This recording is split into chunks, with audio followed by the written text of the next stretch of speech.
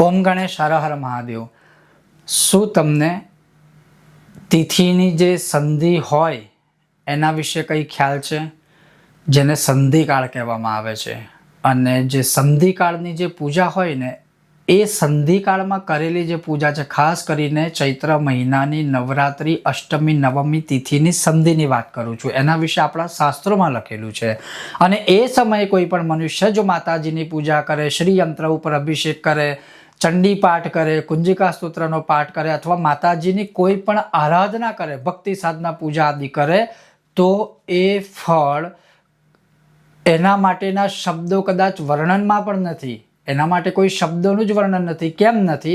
આજે આપણે એ વિષય ઉપર થોડો સત્સંગ કરીશું। જો તમને આ સત્સંગ વિશે વિડીયો પસંદ આવે તો લાઇક કરજો, શેર કરજો, ચેનલ પર નવા હોય તો સબસ્ક્રાઇબ કરજો। અને હા, શું તમને આ વિષય વિશે જ્ઞાત હતું કે નહીં એ પણ તમે ચાહો તો કોમેન્ટ બોક્સમાં મને જણાવી શકો છો। ચાલો સત્સંગ શરૂ કરીએ। હવે સર્વપ્રથમ આ વર્ષની જે સંધિકાળ છે એ ક્યારે છે? તો 4 એપ્રિલ અને 5 એપ્રિલની વચ્ચે આ વર્ષે સંધિકાળનો સમય આવશે। એટલે કે જે અષ્ટમી તિથિ છે અને નવમી તિથિ છે, આઠમ તિથિ ને નવમી તિથિનું જે આઠમ તિથિ પૂરી થતી હોય અને નવમી તિથિ શરૂ થતી હોય એને આપણે સંધિકાળ કહેવાય। જે સામાન્ય ઉદાહરણ આપું કે સાંજે સૂર્ય ભગવાન અસ્ત થતા હોય ને ચંદ્રનો ઉદય થતો હોય ત્યારે આપણે શું કહીએ ને? સંધ્યાકાળ। એને સંસ્કૃતમાં કહેવાય સંધિકાળ। એ જ રીતે આઠમ ને નવમની જે સંધ્યાકાળ હોય, સંધિકાળ હોય, એ સંધિકાળના સમયમાં માતાજીની પૂજા કરવાથી અમૃત જેવું પુણ્યફળ પ્રાપ્ત થાય છે। અને એ આ વર્ષે છે 4 એપ્રિલ અને 5 એપ્રિલ। 4 એપ્રિલે એ સંધિકાળનો જે સમય છે આ વખતે એ રાત્રે 12 વાગે ને 12 મિનિટ, એટલે 4મી તારીખની રાત્રે 12 વાગે અને 12 મિનિટથી શરૂ થશે અને 5મી એપ્રિલે સાંજે 7 વાગે ને 26 મિનિટ સુધી જે સમય રહેશે એ સંધિકાળ આઠમ ને નોમનો રહેશે। અને લગભગ આપણે જોવા જઈએ તો 12 કલાક ને 48 મિનિટની આસપાસનો આપણને સમય મળી જાય છે। અને એમાં કંઈક તાત્પર્ય બધું થોડું ડિટેલમાં જઈએ તો 48 મિનિટ નીકળતી હોય છે।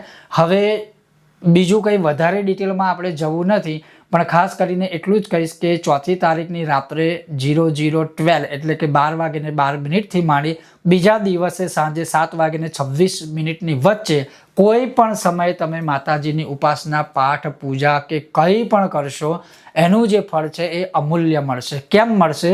તો આપણા શાસ્ત્ર એવું કહે છે, પૌરાણિક કથાઓ, કે આ જ સમયની અંદર ચંડ મુંડ રાક્ષસોને માતાજીએ માર્યા હતા। આ જ સમયમાં ચંડ અને મુંડનો માતાજીએ વધ કર્યો હતો અને એના જ કારણે એ સમયમાં આસુરી શક્તિને આપણે વિનાશ કરવી હોય અને પુણ્યનો ઉદય કરવો હોય તો એ સમયમાં માતાજીની જો આપણે આરાધના કરીએ તો અતિશય પુણ્યફળની પ્રાપ્તિ થતી હોય છે। એટલે એને સંધિકાળ પૂજા કહેવામાં આવે છે। જો તમને આ સત્સંગ વિષય વિડીયો પસંદ આવ્યો હોય તો લાઇક કરજો, શેર કરજો અને ચેનલ પર નવા હોય તો સબસ્ક્રાઇબ કરીને ઘંટીનું ચિહ્ન દબાવજો, જેથી કરીને મારા આવનારા બધા વિષયની કે વિડીયોની સૂચના તમને પ્રાપ્ત થઈ શકે છે। ખૂબ જ જલ્દી મળીશું નવા વિષયને વિડીયો સાથે। ત્યાં સુધી તમે જોતા રહો ચાલો સત્સંગ કરીએ મારી સાથે। ઓમ ગણેશ હર હર મહાદેવ। જય માતાજી।